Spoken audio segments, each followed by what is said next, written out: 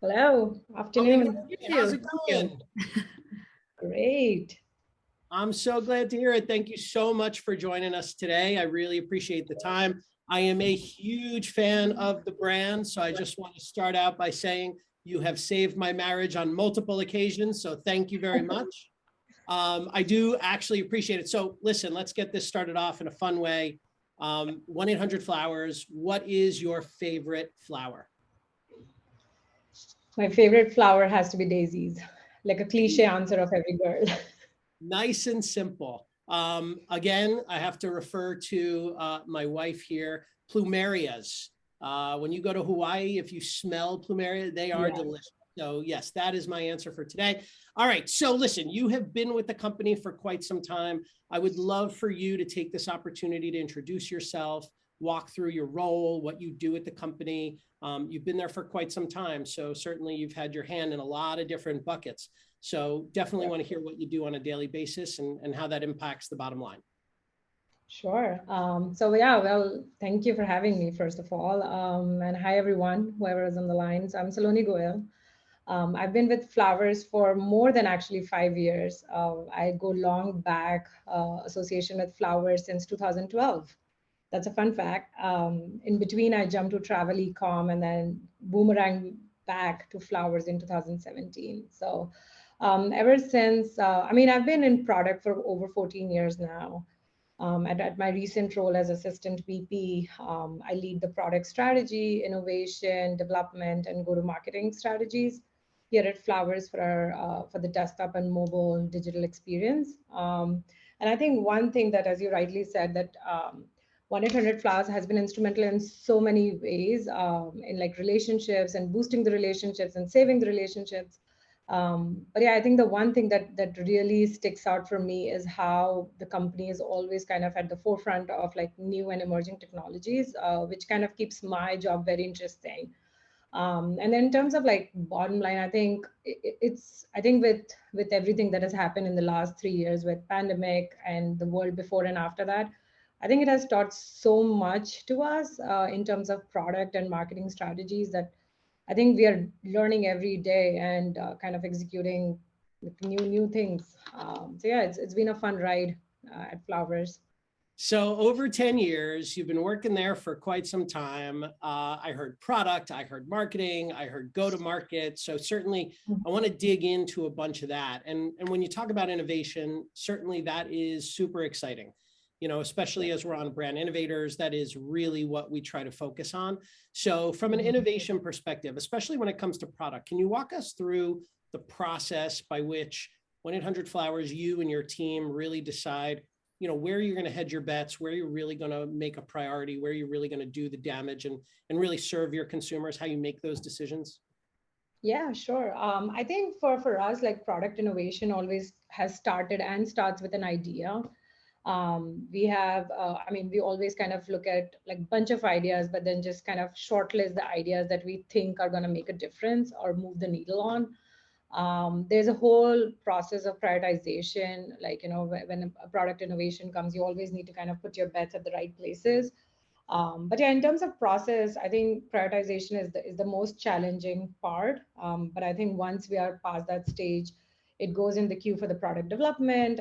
Like, you know, before that we do prototyping, brainstorming with like various team members. And then once it's out in the market, we have this mantra internally that we always kind of launch, measure, learn, and then iterate. So we've always been very nimble about it. Have always believed in that, you know, it needs to be A/B tested. We always need to have data, like, you know, nobody can kind of contest with the data. So that's been kind of a process internally. Yeah, so that's the thing. And when it comes to innovation, you know, listen, I've been a part of the industry for a really long time. I used to have hair. And way back when, you know, what I've come to know is that there are certain timelines. So with regards to, you know, your products, your innovation, generally speaking, you know, 3 months, 6 months, a year, you know, how long, generally speaking, does it take for you and your team to get a product from start to finish, from, you know, idea conception to actual activation for the general public? Yeah, so I mean, as I said, right, so we believe in iterating a product idea also. So I mean, we follow the agile methodology here, where the development cycle is 2 weeks. But before kind of having a timeline, I mean, it really depends on what you're trying to put out there. But yeah, it goes through the 2 weeks of development cycle and then validation and rigorous testing. So it really depends on, like, what the idea is. But a 3 month, 6 month, that sounds very long, unless it's like a major rehaul or a facelift. Sure. But yeah, we like to go in chunks And and then kind of with measure regards, that. and last product question, I promise, but when it comes to the product development, how many of those ideas, how many of those concepts are actually coming directly from consumer feedback? Oh, we watch consumer feedback very closely. So we go through like three prime holidays like Christmas, Valentine's Day, Mother's Day. But then outside that, we have like everyday occasions too, birthday and sympathy. So I mean, as 1-800-Flowers, since it's a gifting company, there's like a lot of emotions attached when you're placing an order. Like, when the customers are kind of satisfied, they leave us like good feedback, like, what they want to see in the site.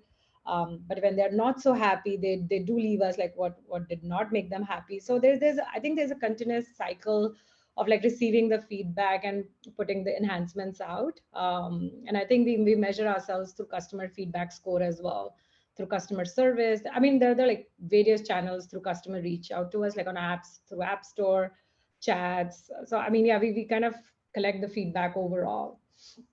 That is fantastic to hear. And it doesn't surprise me because I have seen firsthand the evolution of your platform, which has been absolutely fantastic. So, you mentioned in the beginning of the call, the pandemic, and you mentioned, having to really change based on what has happened with current events. So I don't think it's any secret. 1-800-Flowers exploded. I mean, incredible growth during the pandemic. We know that, as you said, when you say that, a gifting purchase is tied to emotion, I think it's safe to assume that people were very quickly reminded of what's really important to them in life. And that's their loved ones, their friends, their families, their significant others. And so, as you look back over the last few years, what do you think is a change that was pretty unexpected, something that really surprised you and your team about with regards to the pandemic or even earlier? Yeah, absolutely. I think the one of the most unexpected and rather, I mean, not surprising as much, but I think the greatest shift that we saw as soon as the onset of pandemic was the shift in consumer behavior to online shopping. Like how fast everybody kind of adapted to the new ways of reaching out to the companies, and I mean, they're not wrong. Like, to be honest, like we all expected whichever way, like however way we would reach out, like whether it be desktop, mobile, chat, phone, Facebook chat, social media, like they would expect the best in class experience. And I think at 1-800-Flowers, we recognize that change, and we continue to optimize the experience, like, I mean, provided them like the best in class, frictionless experience as much as we can. I mean, we've been continuing to do that ever since, so um, and I think that was also, I think, primarily the transformation of multi-channel to omni-channel for us. We recognize that how a customer data, or like one customer can come to you through various touch points. So it was very important for us to acknowledge that, to support that, and be committed towards providing the best experience. I absolutely love your answer. And we're going to talk about omni-channel, which is the theme of this panel, in a few moments. That's great. And so far, I love every answer that you've given me. So, Okay. here's my question. Listen, Chris McCann, your CEO, very outspoken, wonderful leader for the organization. Obviously one of the founders. He always talks about, or he has recently spoken about, going after those consumers that aren't just a one-time shopper. They're not just, getting flowers for someone's birthday or a graduation or whatever the case may be. You guys are really prioritizing that long-term growth, that loyalty to what you do. And I know that you guys have that celebrations passport as part of your programs. So, talk to me about, when we talk about that omni-channel environment, how are you bridging the gap between that online and that offline world? how are you really connecting the two to make sure that you're not just addressing consumers in those three big holidays that you mentioned, right? Mother's Day, Valentine's Day, and Christmas. How are you getting these users back habitually? How are you keeping them within your platform? What are you doing to connect the dots between where they are physically versus where you are online? Yep. No, that's a great question. And I think just going back to the loyalty program. So, I mean, we have seen a great success with this program that we call Celebrations Passport. I think one thing that has kept our users sticky to that program is that, you get like 1 year of free shipping, no service charge. And then additionally, you get like 1 point per dollar spent. So, I mean, I think users are, I think that gamifying that whole concept that, you can earn dollars and then redeem to our family of brands. I mean, we have 17 brands, but you can redeem like on Harry and David, Cheryl's, like personalization mall. I think that whole concept of retention is very important. Like as Chris said, right? I mean, we focus heavily on like acquiring the customers, but I think it's more important to kind of retain them, give them a reason to keep coming back. We have seen that with the three prime holidays, we get so many repeated customers, but out of those user base, they also come to our everyday occasions, which is like birthday and sympathy. And then keeping the online, like bridging the gap between the online channels and offline channels. I think it's very important to kind of have that mindset of go-to-marketing strategy. Your marketing campaigns, for example, needs to be synchronized both for like every channel, online, offline.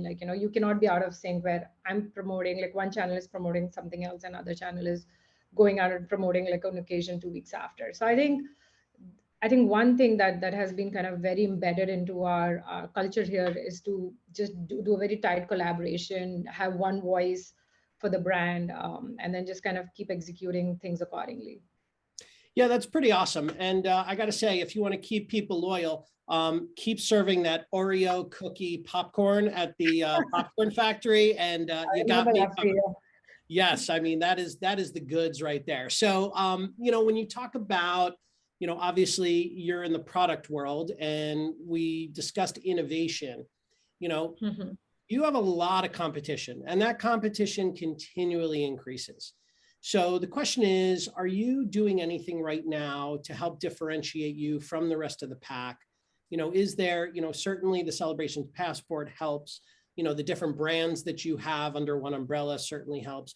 Is there anything else that really separates you, that differentiates you from, the rest of the field?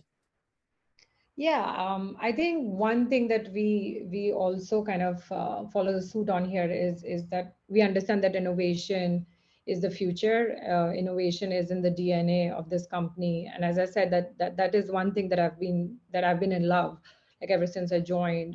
We're always kind of looking out for the new and emerging stuff, and then it's kind of important to kind of balance out on your everyday versus like everyday product, product development or strategies, but also kind of keep an eye on the innovation that kind of makes us stand out among our competition. So I mean, there are a lot of things that that we A/B test on daily basis, but yeah, like I mean, something that we keep continuing to do that at this point. All right, I love it. So listen, I threw you a lot of softball questions. I've taken it very easy on you. So now we're going to take it a little bit, we're going to go a little deeper here. And, you had mentioned consumers. And it's great to hear that you're listening to the consumer's voice on multiple platforms. You're really taking what they say into consideration, both on the positive and the not so positive feedback, and that you're adjusting course as a result. That's fantastic. And I'd expect nothing less. When it comes to what you're doing, from the consumer journey perspective, you had mentioned that, maybe it was a little surprising, how quickly people adapted to shopping online. Are there other things that may have surprised you throughout everything that's been going on with regards to how consumers are shopping, whether it's their consideration set, whether it's the data that they're willing to provide? Is there anything that sticks out as just, wow, I would never in a million years have guessed that this is where consumers would have gone? Yeah, I think, yeah, so there is one, and which I'm pretty sure it's not a surprise. We all knew it was coming, but we never expected it to come that fast, is the mobile adoption that we have seen in recent years. I think the percentage of users kind of shopping on mobile has grown exponentially, and I'm pretty sure it's not just for us, it's kind of across the vertical. And then also like how the users are playing favorites now. Like we all have like our favorite sites, like we kind of all get excited when they release something that is convenience to you. I still remember like Apple Pay, like 3 years or 5 years back in time, like when the Apple Pay came up, this express payment was such a new idea, and now, like fast forwarding it to today, I cannot imagine a world without Apple Pay, or I cannot imagine myself going to the store and not having Apple Pay in my wallet. So I think just how quickly users are adapting, and also like as a company, as an e-commerce company, like we understand that if we don't iterate, innovate faster, or exceed their expectations, we might fall out of their favorites list, and it's just hard to bring back a user and have them like you again. So I think that's been kind of being consistent for like 1 or 2 years that we are seeing has been a trend now. So mobile has made us think in a lot of ways as mobile first strategies, like both channel and on-site experience. Yeah, that's so interesting because in my own experience, I see that actually in real life. I used to order my flowers via a website because that was easier. And the amount of data that required me to start typing stuff in has now been really expedited by that quick checkout, by that, express service. So yeah, you nailed it. I mean, that is absolutely fantastic. So, as you start developing these products and you're working cross-functionally across different departments, and especially with marketing, which is what we're going to focus on, what do you think as a company you've really shifted towards? What has become a permanent fixture of your go-to-market strategy when it comes to addressing consumers? So you mentioned that they've become mobile first. Does that mean that your marketing strategies have become mobile first? How exactly are you interacting with consumers and getting them interested, both from a loyalty perspective and from an acquisition perspective? Yeah, so I think the one permanent fixture that we have learned is to always kind of keep A/B testing.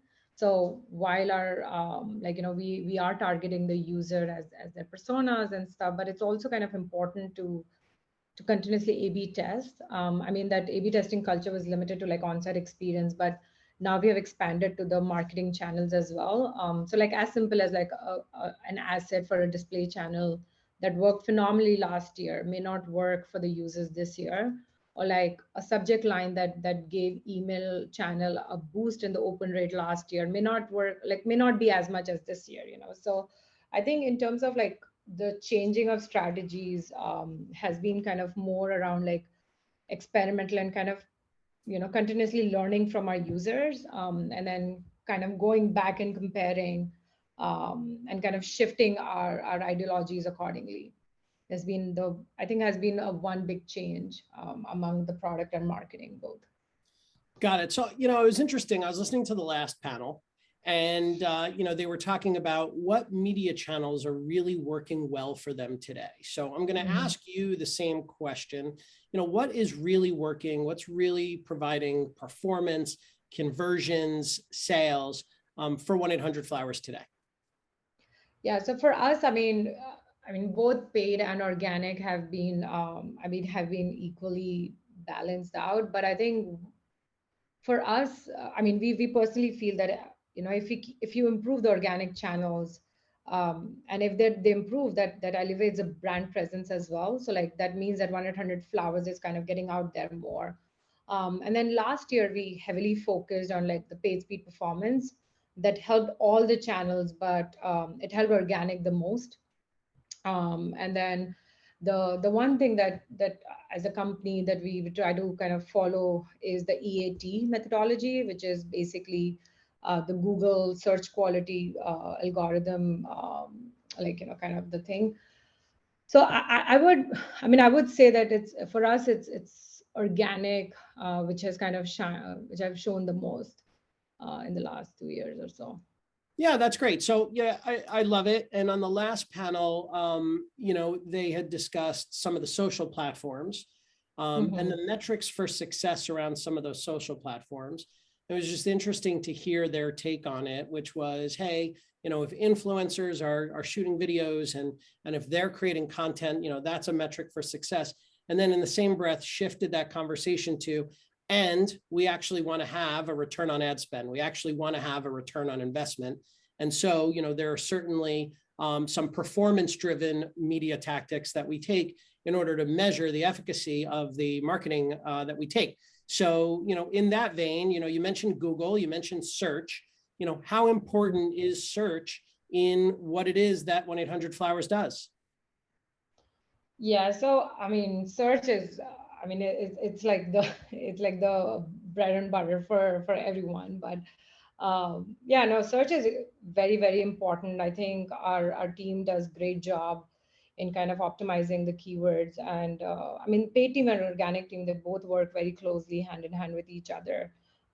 There's obviously like a lot of competition that we have to cater to. So I think, obviously there has to be return of investment that needs to be looked at. And then, there's obviously a lot of optimizations that are happening from campaign front, from on-site experience front, like, how once the top of the funnel customer is acquired, like how are we kind of pushing them down the funnel to get that conversion out? So it is kind of like the whole equation that needs to be kind of looked at and balanced out and optimized. So for us, yes, paid search is a very, very important channel. Well, yeah, I got to be honest with you. That was a planted question because, we sit in the search space. So that was my plug just to make sure that you guys felt search was important. So, listen, that's really great. And so I totally understand and I get it. And especially in a direct to consumer in kind of an immediate, response back. I've got a birthday coming up in a day, Mother's Day is coming up, I want to order in advance. Those types of projects, certainly people are searching for goods, products, services tied to what they're looking for. So, that makes total sense.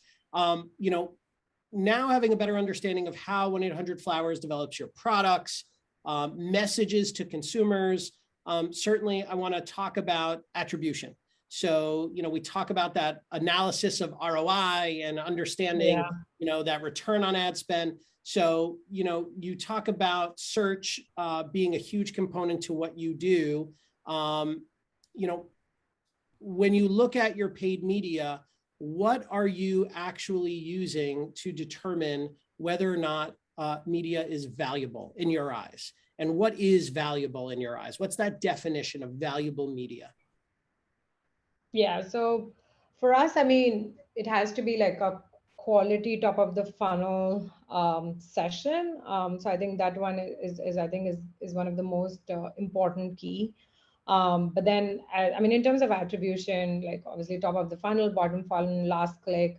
I think each one has its own importance. Like last click is where I think most of the bet is.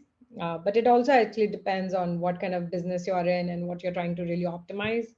But yeah, if you're asking me about the media, it's all about like getting that, top of the funnel sessions and how good or bad quality they are. All right, I love it. So upper funnel, middle of the funnel, bottom of the funnel, getting that conversion is important. You talked about last click, kind of getting a lot of the credit for, a lot of the media conversions. So when it comes to, identifying that, everybody has a place in advertising, and certainly 1-800-Flowers spreads the wealth in your marketing mix. When it comes to kind of fractional attribution, what's your opinion? Who gets the most credit? How do you weight that credit? Is it a social media post? Is it that last click on a search bar? Is it somewhere else? Is it in one of those shopping apps that we talked about before? How are you assessing, who's driving the most revenue for you? Yeah, so as I said, each one has its own importance, but I think I truly believe in last click. Like, you can bring all the top of the funnel, but if it's not converting at the end, it's not kind of making to the finish line. So for me, it's how well the last click or how effective the last click happens in the funnel. Saloni, you're my hero and the check is in the mail. That's the answer that I wanted to hear. No, I'm just kidding. So no, that's all great. And certainly, you know, when you talk about that last click, you know, there have to be some additional indicators, right? Some additional key performance indicators that you use to determine the success of your campaigns, right? And I imagine that there are platforms that are driving more loyal consumers. So, you know, as marketers start talking about, you know, issues like lifetime value or customer acquisition value and all of those good things, you know, how do you, or do you assess the value of certain channels in bringing more loyal consumers than other channels?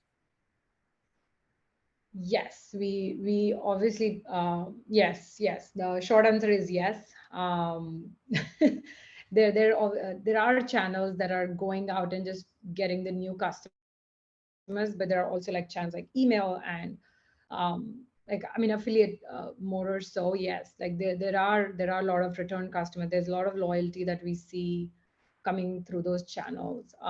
Like, as I said, like, you know, when you see a growth in your organic channels, which is direct and SEO, like, you know that that you have done good in the paid channels, which is why now your brand presence is so, you know, is so strong that they're coming back through direct and organic. So yes, we do assess what is the user LTV, or like user type from each channel, and then how can we go about and optimizing them further. I love it. So you are assessing channels and partners based on who they're bringing in. Are they bringing in loyal consumers? Are they bringing in new consumers? And then you're weighting that based on, you know, who exactly they're bringing in. I love it. It's really brilliant marketing. So, you know, when you talk about metrics and you talk about statistics, you've made your position very clear. Last click, last click, last click, which is music to my ears.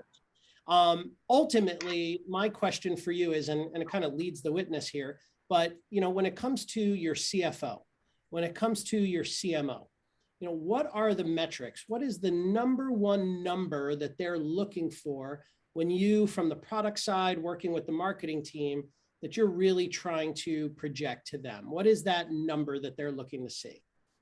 Yeah, for us, I think the holy grail has always been an e-commerce conversion rate. So the number of transactions per the session. So I mean, yeah, I mean, we look at a lot of things, but I think if one thing I have to tell you that is most important for both product and marketing team, and I think where we kind of meet on the bridge is the conversion rate.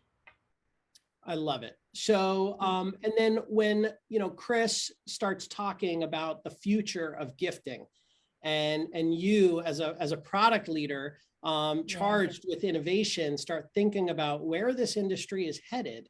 You know, where in your opinion does this go? You know, you look at movies like Her, where they have handwritten notes developed for people so that they don't have to write them themselves. You know, where does gifting go in the future, in your opinion?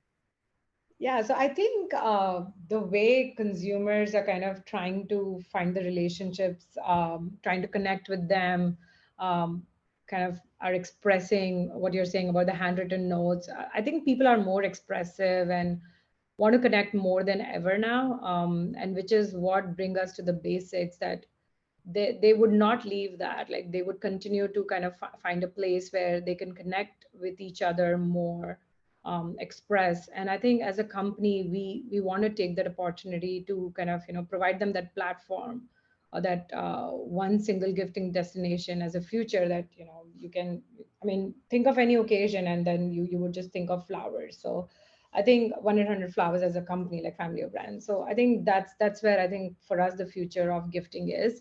Like, you know, we definitely want users to kind of embrace the connection that they have with their loved ones, with their significant others, and, you know, kind of see us as one of the companies to come back to.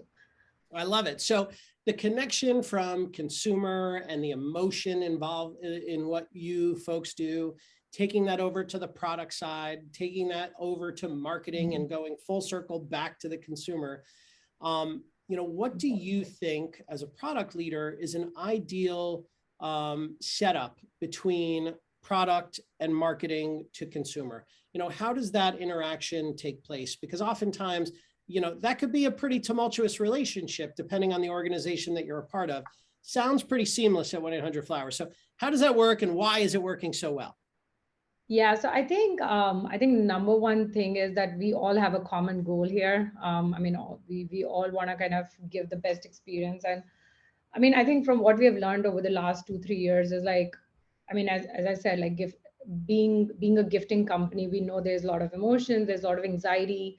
Like even when you place an order, right? Like the post transaction, like the whirlpool of emotions you have, like, when am I going to receive a text from the loved one that I sent flowers to? Like, when is that happening? I think we have been very empathetic about the post transaction kind of cycle too, and which is what I think the product team and the marketing team, they all understand that there is an emotion aspect for both recipient and sender that we have to cater to.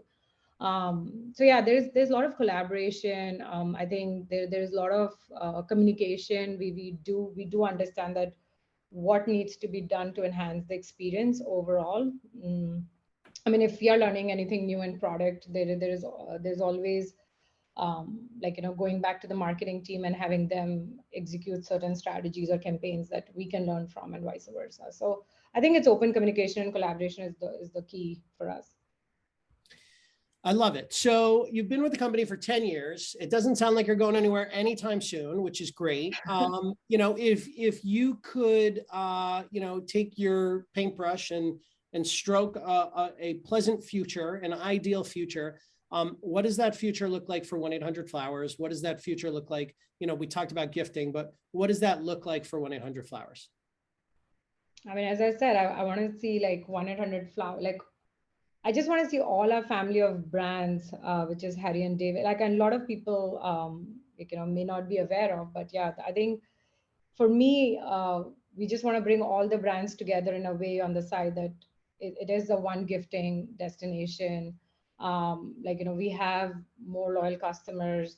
I mean, as you said, like the omni-channel is so critical, is so crucial that we optimize the heck out of every channel for our users. Like if you find as a user a new channel, we want to be there. Like, we just, yeah, I mean, I think that's the future for us. Like the innovation should never stop. The ways to reach out to us should always be optimized. I love it. And, we've been talking about the consumer experience, and you mentioned one of my favorite words in marketing, gamifying. So, I know that, within the Celebrations Passport, you can earn points and get rewards and all of that good stuff.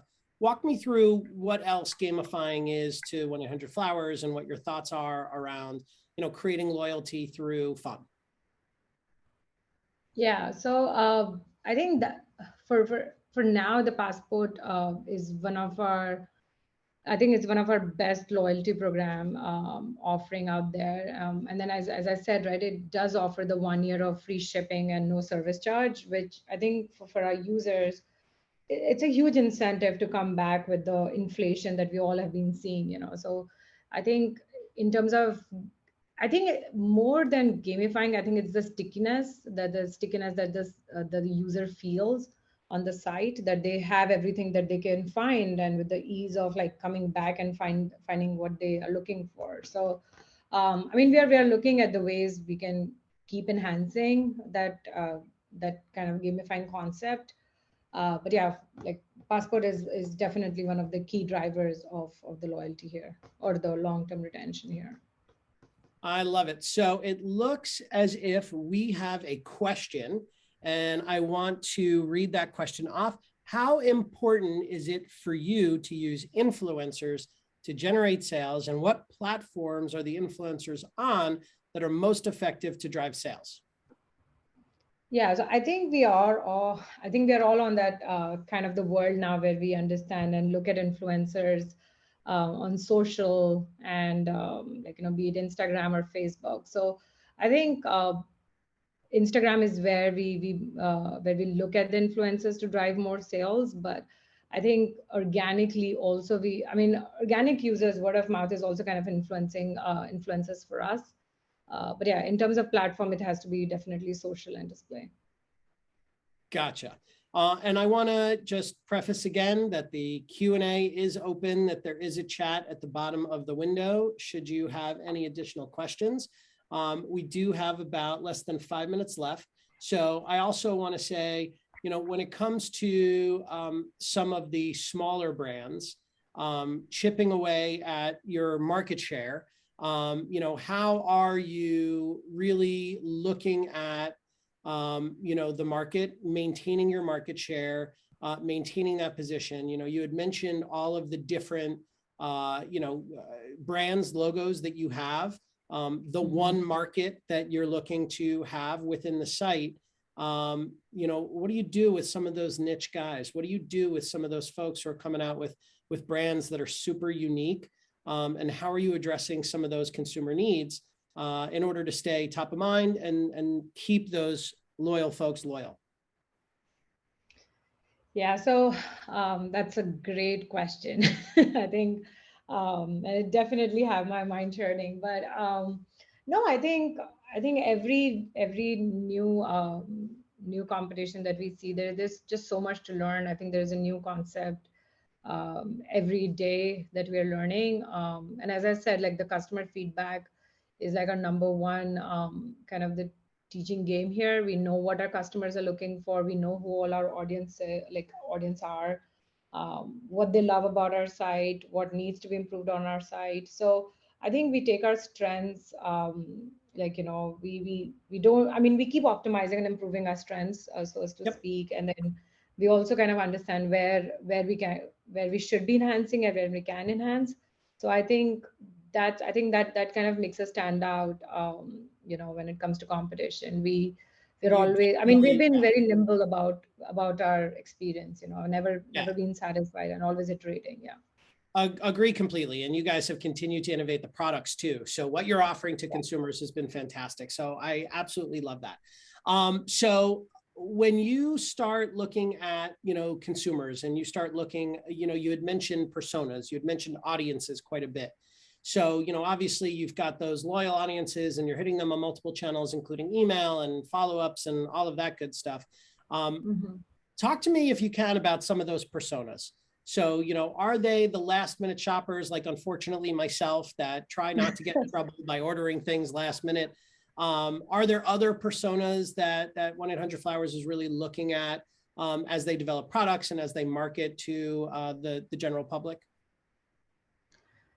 Yeah, I mean, they're definitely they're definitely last minute shoppers that we see. I mean, same day deliveries is one of the most you know, in demand for the last minute shoppers. I mean, I think we have very impressive same day kind of visibility on the site, and you know how we can deliver before 2 o'clock on your recipient time zone. So the personas for our users range from like last minute shoppers to like loyal customers who kind of have a, like, you know, who are very organized, you know, who know, you know, if their son's you know, son's birthday is coming in 2 months, like, you know, they know how to kind of remember that and place an order. But we also have users who come for an occasion for something else, but we remind them that you have a nephew's birthday coming up, for instance, so, and that whom you placed the order last year. So I think it really ranges, but yeah,